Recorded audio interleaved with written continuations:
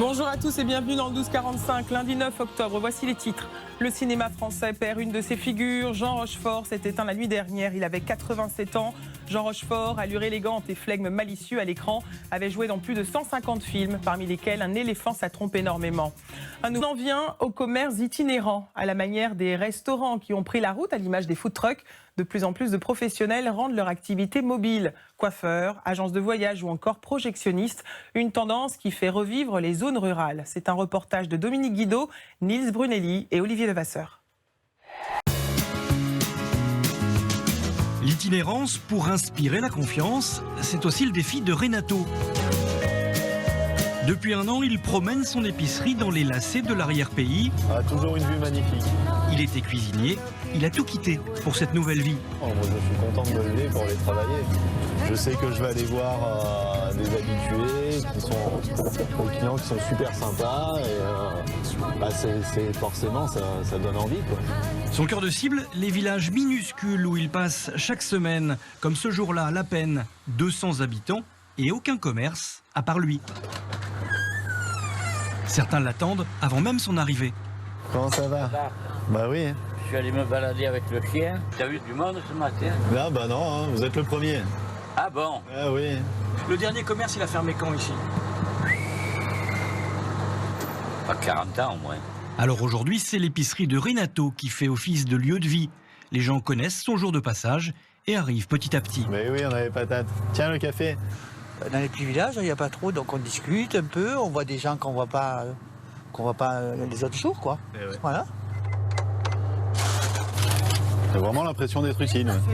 C'est différent. Bah, je rends service à tout le monde, donc ça c'est important quand même. On fait 50 € et 50. Il rend également service à l'agriculture locale. Chaque jour, des producteurs lui amènent des produits fabriqués dans les villages qu'il revendra lors de sa tournée, comme les œufs de Stéphanie. Et voilà. Hop. Et merci. Merci à toi. On aime nos montagnes, on aime notre métier, mais on est loin, c'est vrai, de la ville, des clients. Donc ça nous permet de vendre à proximité, vraiment à côté de chez nous, puisque nous, on est à 2 km plus bas. C'est le circuit court, oui. C'est-à-dire qu'on prend au producteur et puis après on le vend au client. Donc il n'y a pas d'intermédiaire. Renato s'assure environ un SMIC mensuel, mais ne compte surtout pas ses heures, ni les kilomètres, au moins 2000 chaque mois sur les routes de l'arrière-pays. Avec sa camionnette, Fabrice, lui, en fait au moins 2 fois plus, sans jamais se lasser. C'est chaque année un endroit, c'est toujours différent, des personnes différentes. Chaque jour à son village, et le vendredi, c'est Sospel. J'aime bien y venir. Voilà. Sospel, c'est dans les montagnes à 50 km de Nice. Le ciné-club local y a transformé une chapelle en salle de cinéma. Il y va tous les vendredis. Ah, Fabrice, Ça fait longtemps que je t'ai pas vu. Eh ben, dis La donc. semaine était bonne? Impeccable. Formidable. Et pour toi aussi? Sur place, sa première mission, c'est d'installer ces dizaines de kilos de matériel. Bah, j'installe le projecteur. Ah, écoute, c'est un petit peu difficile selon les coins où on va.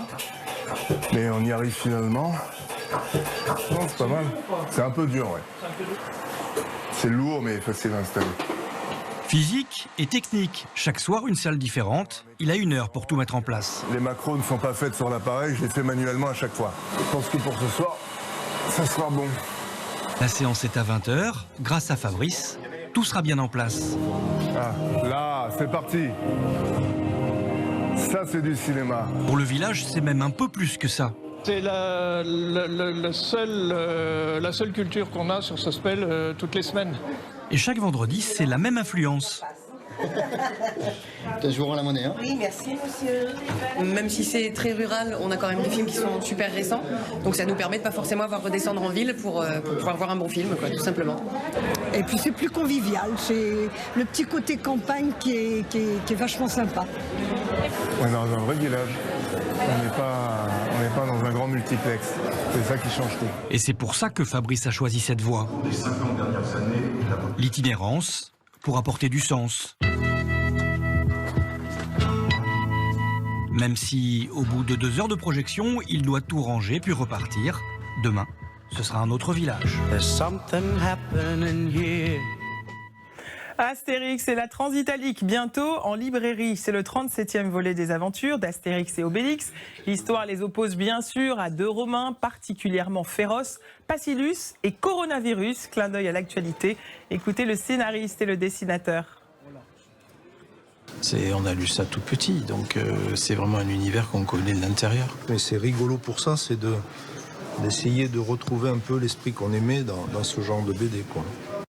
Cet album qui sort le 19 octobre prochain marque un double anniversaire, celui des 40 ans de la disparition de René Goscinny, scénariste historique, et les 90 ans du dessinateur Uderzo. Astérix et la Transitalique sera tiré à 2 millions d'exemplaires pour le seul marché français.